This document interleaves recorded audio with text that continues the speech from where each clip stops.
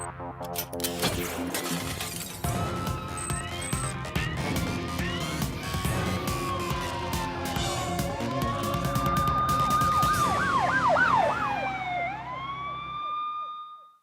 Number आपका स्वागत करता है। मैं हूं माधव तिवारी। हर अपराधी के लिए अपराध करना जितना आसान है उतना ही मुश्किल है जुर्म को छुपाना भी, क्योंकि मशहूर एक कहावत कि गुनाह और गुनहगार कभी छुप नहीं सकते।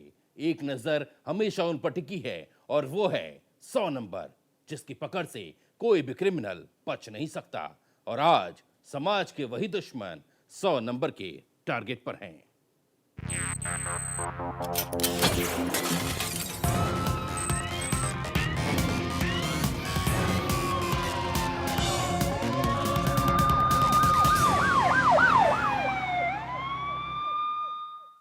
बुलंदशहर से गुजरते नेशनल हाईवे 91 पर हैवानियत अंजाम देने वाले 3 आरोपी पहले ही उत्तर प्रदेश पुलिस की गिरफ्त में थे और अब एक और कामयाबी हाथ लगी है।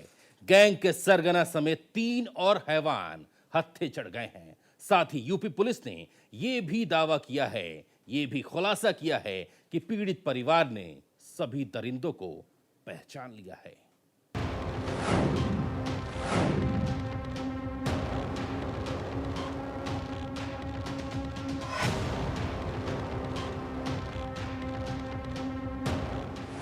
उनतीस जुलाई की रात बुलंदशहर में हाईवे पर हुई हैवानियत से पूरा देश सन्न है।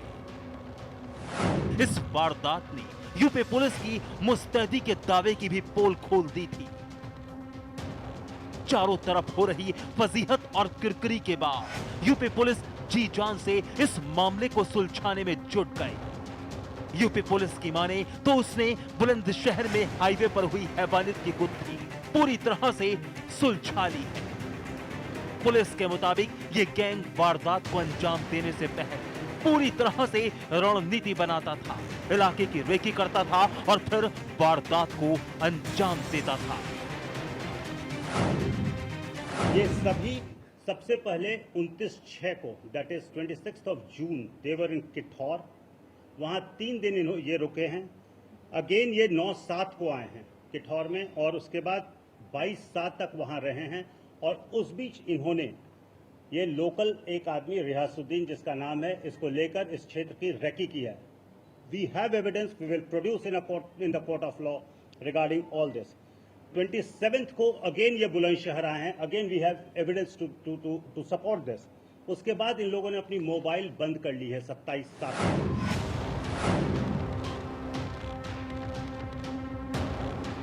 मेरठ आईजी जोन सुजीत पांडे की माने तो किठौर में पूरी वारदात की साजिश रची गई। बदमाशों ने 9 से 22 जुलाई तक इलाके की रेकी भी की थी।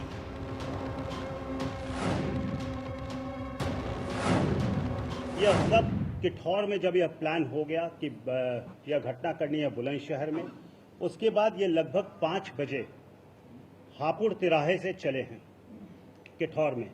यह डिस्टेंस 27 किलोमीटर के लगभग है। इन्होंने यह बताया है कि इन्होंने यह मिनी बस से चले हैं, पर 5 बजे दे हैव लेफ्ट किठौर तिराहा। 6 बजे ये हापुड़ पहुंचे हैं, जिसे हम मेरठ तिराहा कहते हैं। ये 5 लोग थे वहां से जो चले हैं। वहां से यह तहसील चौराहा विच is about a kilometre from Hapur तिराहा, फ्रॉम मेरठ तिराहा इन हापुड़, वहां ये पैदल आए हैं। हापुड़ से ये प्राइवेट बस लिए हैं and they have come to Bhood. Bhood चौराहा is in Bulandshahr which is about 40 kilometre.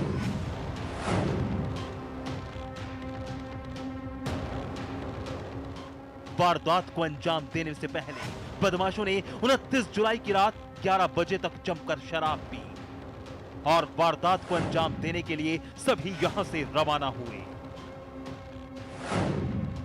Bhud चौराहा पहुंचने के बाद वहां पर इन्होंने वहां शराब के ठेके हैं, उससे दे हैव परचेज्ड लिकर। वहां से इन्होंने अंडा भी खरीदा है और जो यह बता रहे हैं ये वहां पर लगभग 11 साढ़े 11 बजे तक रहे हैं। शराब पीने के बाद वारदात को अंजाम देने के लिए सभी बदमाश रात के करीब 1:15 बजे बुलंदशहर के नेशनल हाईवे 91 पर पहुंच गए। 11:30 में वो वहाँ से पैदल चले हैं, कैनाल के रास्ते होते हुए सिकंदराबाद रोड पर, विच इज़ अबाउट 3-4 किलोमीटर्स, ये घटनास्थल पर पहुँचे हैं। और घटनास्थल जो हम अंदाज लगा सकते हैं, ये 12:30 के लगभग वहाँ पहुँचे होंगे। 1:15 की घटना है और 1:15 ऑनवर्ड। हाईवे पर पहुंचने के बाद इन लोगों ने पीड़ित परिवार की कार रोकी और सभी को कार से उतारकर पास के खेत में ले गए।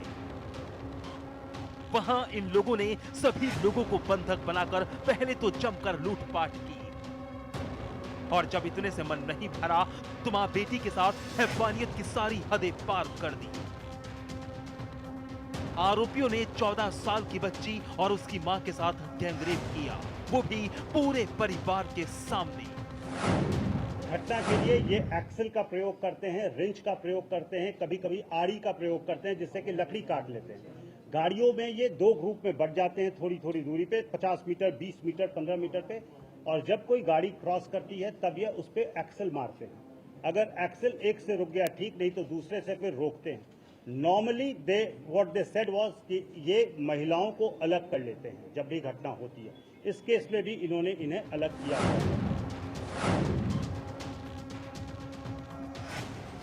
इस केस की गुत्थी को सुलझाना यूपी पुलिस के लिए इतना आसान भी नहीं था, लिहाजा पुलिस लोकल सोर्स के साथ साथ इलेक्ट्रॉनिक सर्विलांस की मदद ले रही थी।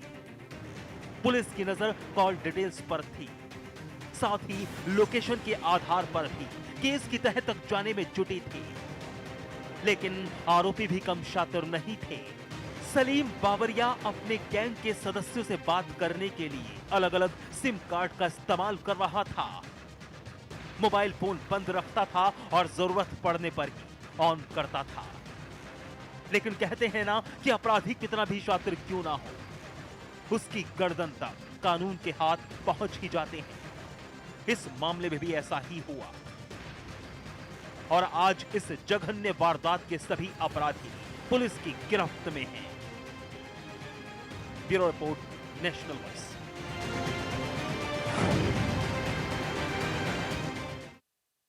हाईवे पर हैवानियत की खौफनाक दास्तान का खुलासा करते वक्त उत्तर प्रदेश पुलिस के आईजी मेरठ जोन सुजीत पांडे इस कदर चौड़े हो गए कि जो खुलासा करते वक्त बार बार कानून का हवाला देकर कई बात दबा कर रह गए।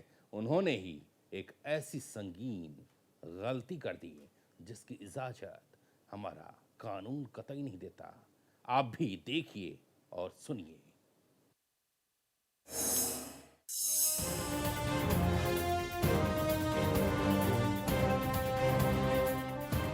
बुलंदशहर मामले में एक तो पुलिस की किरकिरी पहले से हो रही थी, अब आईजी साहब ने एक ऐसी गलती की जिसकी कानून में सख्त मनाही है। IG Meerut Sujeet Pandey live press conference कर रहे थे। उन्हें पता था कि जो कुछ ग्रेटर नोएडा में उनके दफ्तर में हो रहा है उसका सीधा प्रसारण सभी न्यूज चैनल्स पर हो रहा है। फिर भी आईजी मेरठ ने पीड़ितों में से एक को मीडिया के सामने ला खड़ा किया। आईजी साहब को पता था कि ये उन 6 पीड़ितों में से हैं जिन पर उस दिन कहर बरपा था, जिनकी पत्नी और बेटी के साथ गैंगरेप को अंजाम दिया गया। इसके बावजूद आईजी मेरठ ने मीडिया ब्रीफिंग में उनको सामने ला खड़ा किया, वो भी तब जब वो जानते थे कि इस मामले से जुड़ी हर खबर पर मीडिया की नजर है और जब वो इस मामले के खुलासे को लेकर पीसी कर रहे थे तो उसका सीधा प्रसारण हो रहा है। आईजी मेरठ कह भी रहे हैं कि ये पीड़ित हैं, वादी हैं, यानी जानकारी होने के बावजूद मेरठ आईजी ने पीड़ित का नाम ले लिया। ये विक्टिम है, he is one of the 6 victims. ये वादी। मीडिया ने सवाल किया कि वादी को यहाँ क्यों लेकर आए, तो एक सेकंड के लिए तो आईजी साहब की हवाइयां उड़ गईं, लेकिन अगले ही पल वो पीड़ित को मीडिया के सामने बोलने के लिए बुलाने लगे।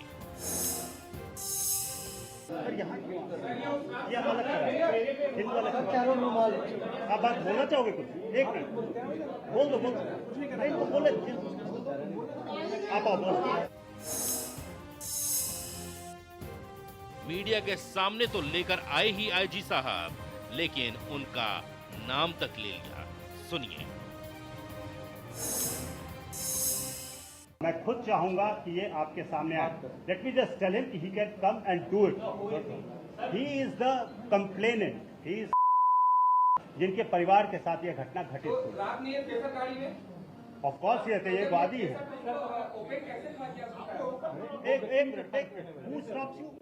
Sorry who stops you from doing it? किसके under which law? Under which law?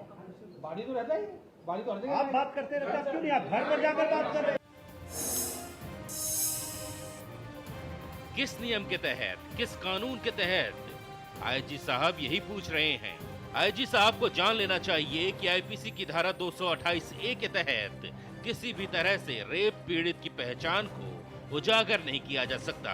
National voice एक जिम्मेदार चैनल है और कानून का सम्मान करते हुए हम ना तो पीड़ित की पहचान उजागर कर सकते हैं, ना ही उनके चेहरे को दिखा सकते हैं, ना ही नाम बता सकते हैं। लेकिन आईजी मेरठ ने एक बार नहीं बल्कि दो बार पीड़ित का नाम लिया। आज सुबह में इनकी पत्नी को थाने पे बुलाया गया था इनके स्टेटमेंट के लिए। We have taken 3 on remand, we wanted to ask certain things.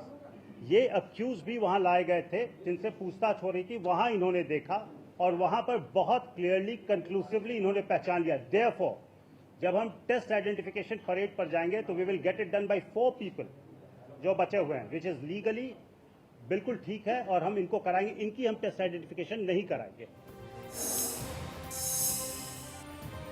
पीड़ित का नाम तो ले ही रहे हैं, साथ में आईजी साहब ये सफाई भी दे रहे हैं कि पीड़ितों ने आरोपियों की पहचान भी कर दी है। हालांकि इसकी तस्दीक पीड़ित भी कर रहे हैं कि उन्होंने पहचान कर ली है। आरोपियों की शिनाख्त अभी उस बेटी को भी करना है जिसके साथ हैवानियत का खेल खेला गया। लेकिन आईजी साहब को हमारी यही सलाह है कि बोलते बोलते खुद कानून न भूल जाएं और पीड़ितों के अधिकार का ख्याल रखें, उनकी पहचान उजागर न करें।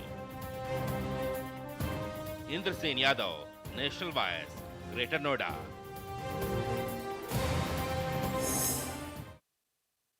सौ नंबर की अगली खबर दिखाई जाए उससे पहले हम एक सवाल पूछना चाहते हैं कि क्या यूपी के अंदर कानून नाम की कोई चीज है, और अगर है तो फिर जिस वारदात से हम आपको वाबस्ता करवाने वाले हैं वो कैसे सामने आई। खबर देखिए और खुद सोचिए कि हमने ये सवाल क्यों पूछा। पंचायत में सुभाष कह रहे थे कि भाई आप हमारे लड़की के साथ मतलब ऐसे हुआ तो आप इसको लिवा जाइए, मैं विदा करूँ। उसके बाद इनका लड़का नहीं माना, वो लड़का जो है वो नहीं माना। समझौता हुआ 30,000 रुपये पर सुदामा ने माना, पंचायत को माना कि हम 30,000 रुपया देंगे। समाज आज भी कितना अन्यायी है लड़कियों के लिए। अपने समाज में इसका पता इस पंच की बातों से चल रहा है। आदमी समाज में एक स्त्री की अस्मत लूटने से पीछे नहीं हट रहा, उसकी इज्जत लूटने के बाद उसे अपनी पत्नी के तौर पर स्वीकार करने के लिए भी तैयार नहीं, और न ही खुद को किसी सजा का हकदार मानता है। और दोषी तो दोषी, लड़की का पिता उससे भी बड़ा दोषी है, क्योंकि वो अपनी बेटी की इज्जत की कीमत 30,000 रुपए तय कर लेता है। और जय हो सूबे में खाकी की, क्योंकि उन्हें किसी भी घटना का पता रहता ही नहीं। टाटा थाना क्षेत्र था, उसमें एक रेप पीड़िता के साथ पंचायत हुआ है, उसकी आबरू कीमत लगाई गई है। क्या कुछ जानकारी है सर? नहीं, ये बात मेरे संज्ञान में नहीं है और इसकी जांच मेरे द्वारा कराई जाएगी। अगर कोई ऐसा मामला होगा तो बिल्कुल कार्रवाई की जाएगी। ऐसा हम नहीं कह रहे, जरा एसपी साहब की बातें सुनिए, आपको खुद पता चल जाएगा कि घटना को 4 दिन हो चुके हैं। पंचायत ने फरमान सुना दिया था, लेकिन एसपी साहब को कोई जानकारी नहीं। एक तरफ देश महिला सशक्तिकरण की बात कर रहा है, महिलाओं की सुरक्षा का दम्भ भरा जा रहा है, तो वहीं प्रतापगढ़ जनपद के मानधाता थाना क्षेत्र में पंचायत का तुगलकी फरमान सुनाने का सनसनीखेज मामला सामने आया है। पंचायत ने अजीबोगरीब फैसला करते हुए दुराचार के शिकार नाबालिग की आबरू की कीमत 30,000 रुपए लगा दी। पंचायत के वक्त आरोपी भी मौजूद था। नाबालिग से शादी से इनकार करने पर उसे 30,000 रुपए देने का हुक्म सुनाया गया। रेप पीड़िता नाबालिग से दुष्कर्म करने वाले युवक के खिलाफ मुकदमा दर्ज करने की बजाय पहले तो शादी का दबाव बनाया गया था और ना मानने पर रविवार को पंचायत ने 30,000 रुपए देने का तुगलकी फरमान सुना दिया। यानी दुष्कर्म की कीमत 30,000 रुपए। हमारे लड़की के साथ मतलब ऐसे हुआ तो आप इसको लिवा जाइए, मैं विदा करूँगी। उसके बाद इनका लड़का नहीं माना, वो लड़का जो है वो नहीं माना। माँ और वो लड़के के पिता ने वो थे तो सुदामा को समझाए बुझाए, कहे कि भाई समझ बूझ लो, और समझ बूझ लोगे तो अच्छा ही है, मान लीजिए आप। तो उसके बाद जो है उसका समझौता हुआ, 30,000 रुपए पर सुदामा ने माना। मतलब ऐसा फैसला यहाँ गांव में कई मैटर था, सब मैंने किया और सब सुलझाया बुझाया। इसलिए सोचा हम पंचों ने कि मान लीजिए अगर ऐसा ही समझौता हो जाए तो अच्छी बात है, क्यों आगे बढ़े। मगर इन लोगों ने, जब वो लोगों ने नहीं माना, मानकर भी मुकर गए, तो हम लोगों ने फिर क्या करें, मजबूर हो गए। क्या नाम है आपका? समर बहादुर। मामला मानधाता कोतवाली क्षेत्र का है, जहां अपनी बहन के घर में आए एक वहशी दरिंदे ने बीते शुक्रवार को बहन के पड़ोस में रहने वाली नाबालिग को अकेले देख उसके घर में घुसकर उसकी इज्जत तार तार कर दी। खेत में जा रहे थे सर, तो आप चले जाइए खाने पर। वहाँ जबरदस्ती हाथ पकड़ के घर में बंद कर दिए सर। कौन था जो बंद किया था? उससे उसके बाद क्या किया उसने? गलत काम किया आपके साथ? जी कैसे आप बची वहाँ से? जी करने को देख लिया तो वही बताई। पीड़िता के परिवार की माली हालत ठीक न होने की वजह से सुबह पंचायत बुलाई गई, जिसमें आरोपी युवक से शादी करने का दबाव बनाने लगे, जिसमें पंचों ने आरोपी युवक से लड़की के साथ शादी करने का दबाव बनाया। आरोपी युवक ने शादी करने से मना कर दिया, जिसके बाद पंचायत ने नाबालिग की आबरू की कीमत लगाते हुए आरोपी को 30,000 रुपए देने का अजीबोगरीब फैसला किया। और विडंबना देखिए, पीड़ित लड़की का पिता 30,000 रुपए देने के लिए मान भी गया, लेकिन वो 30,000 रुपए आरोपी युवक देता उससे पहले ही वो मौका पाकर पंचायत से फरार हो गया। लड़की ले जाओ मेरी, तो बोला नहीं लड़की तुम्हारी ले जाएगा। मैं बोला ले जाओ, मेरी लड़की की इज्जत तुम लिए तो ले जाओ। बोला नहीं ले जाएगा। पंच लोग बोला कि कुछ देन लेन करो, तो बोला मैं देन लेन में कुछ नहीं देगा। फिर बाद में बोला मैं कुछ नहीं देगा। मैं पंच लोग बोला काहे नहीं देगा, कहे नहीं देगा। फिर बाद में मंजूर किया, बोला कि मैं 30,000 रुपया देगा। 30,000 रुपया नहीं दिए, चला गया। कौन था वो लड़का? वो लड़का रामदीन है। वो यहाँ क्या करने आया था? बहन की अपने घुघरी लेके आया। बेटी पढ़ती है आपकी? नहीं, मेरी बेटी नहीं पढ़ती। कितने साल? 15 साल। वहीं आबरू की कीमत और नाबालिग के साथ रेप के इस संवेदनशील मामले में जनपद के पुलिस अधीक्षक को घटना के चौथे दिन भी कोई जानकारी नहीं है और वो खुद को मामले से अनजान बताते हुए इस मामले की जांच करके विधिक कार्रवाई की बात कर रहे हैं। बुलंदशहर की घटना ने जहां पूरे देश को शर्मसार किया है, तो वहीं प्रतापगढ़ में एक पंचायत ने दुगलबी फरमान सुनाते हुए आबरू की कीमत लगाई है 30,000 रुपए। पंचायत की फरमान चल ही रही थी कि आरोपी वहां से फरार हो गया। वहीं पूरे मामले में पुलिस अधीक्षक का कहना है कि उन्हें इस बारे में कोई जानकारी ही नहीं है। ब्रिजेश मिश्र, नेशनल वाइस, प्रतापगढ़। जय हिंद। विश्वास की बिसात पर घिनौना खेल खेला गया। मोहरा बनी एक मजलूम लड़की, जिसका भरोसा जीतकर दिल जीता गया, प्यार का पासा फेंका गया, और जब लड़की फरेब के जाल में फंस गई तो सबसे पहले इश्क का ड्रामा करने वाले आशिक ने आबरू से खिलवाड़ किया और फिर शुरू कर दिया एक और घिनौना सिलसिला।